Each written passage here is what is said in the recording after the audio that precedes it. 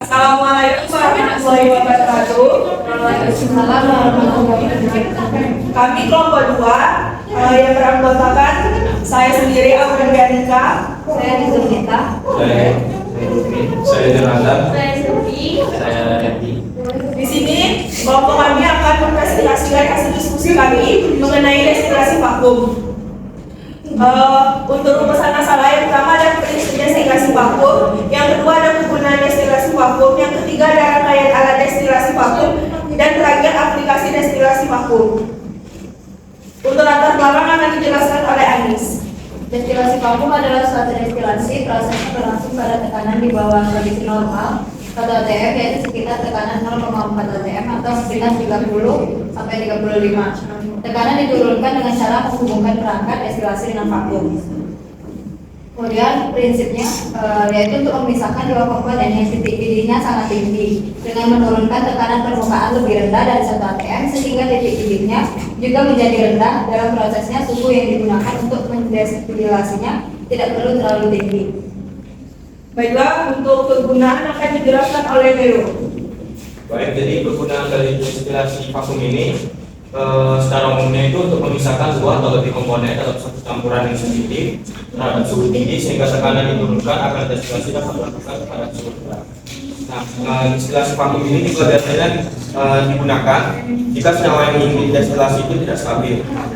Nah, dengan pengertian dapat berdekat posisi sebelum atau mendekati titik didihnya. Metode ini tidak dapat digunakan pada pelarut dengan ketinggian yang lebih rendah jika kondensornya menggunakan air dingin.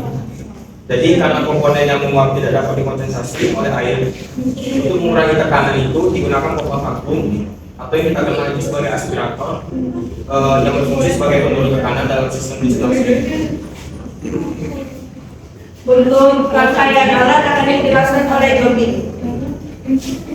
Baiklah, berikut ada rangkaian alat dari destilasi vakum. Yang pertama kita memiliki lampu alas mesin, cold plate, air kondensat serta termometer. Nah, di sini memiliki fungsi yaitu outlet untuk memanaskan larutan supaya panas larutannya terjaga. Lalu alas meter untuk tempat sebagai kita untuk memisahkan larutannya. Kondensatif untuk menjaga supaya labu alas benda atau rangkaian alat kita tidak jatuh. Kondensor untuk mendinginkan larutan yang akan dipisahkan, serta termometer untuk mengecek suhu yang kita gunakan supaya terjaga dengan konstan. Selanjutnya kita ada air Meyer untuk menampung destilatnya, serta ada adapter di sini untuk menghubungkan antara lampu destilat sama kondensor, serta kondensasi liebig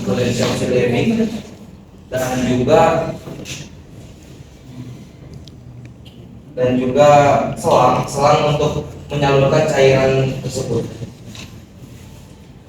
serta yang namanya destilasi vakum. Berarti kita menggunakan vakum di sini untuk menurunkan ketegangan dari larutan atau yang akan kita pisahkan.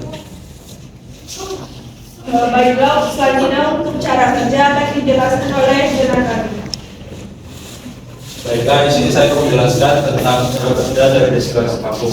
Sebelumnya, prinsip kerja dari destilasi vakum ini itu bekerja berdasarkan prinsip pilihan, di mana akan terjadi pemisahan jika tekanan uap dari cairan atau sampel itu melebihi tekanan sekitar.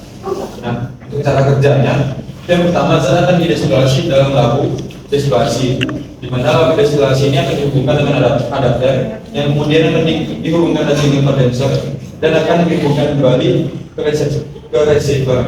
Pada receiver ini terdapat dua selang, di mana selang yang pertama itu akan dihubungkan ke dalam pompa vakum, sedangkan yang kedua itu dihubungkan ke Meyer untuk menampung destilat. Yang kedua, jika pada destilasi biasa semakin tinggi suhu, maka semakin banyak destilat yang didapatkan. Nah, pada destilasi vakum ini, apabila suhu rendah, kita masih tetap dapat mendapatkan destilat dengan cara menurunkan tekanan atau dihubungkan ke dalam pompa vakum. Selanjutnya untuk aplikasi yang dijelaskan oleh Silvi.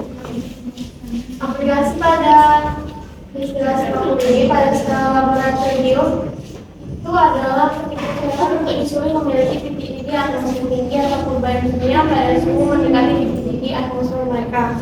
Nah, contohnya itu penguapan berputar dan juga pertimbangan keamanan. Kemudian pada skala industri bisa kita lihat pada penyulingan minyak bumi.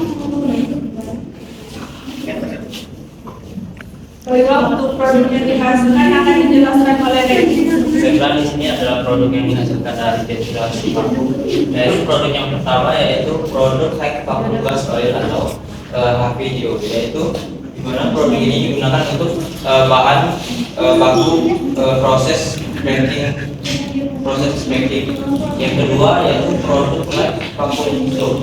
Yang ketiga produk light vacuum gas oil, di mana produk ini digunakan untuk komponen blending solar. Yang keempat ada produk paraffin oil distillate, di mana produk ini digunakan untuk pembuatan proses lilin atau wax. Yang kelima ada produk bottom column HV berupa soft residue, di mana produk ini digunakan untuk fuel oil di dapur dan sebagai pembuatan untuk aspal. Baiklah, sekian presentasi dari kami. Kurang dan lebihnya mohon maaf. Wassalamualaikum warahmatullahi wabarakatuh. Selamat pagi. Waalaikumsalam warahmatullahi wabarakatuh. Selamat pagi.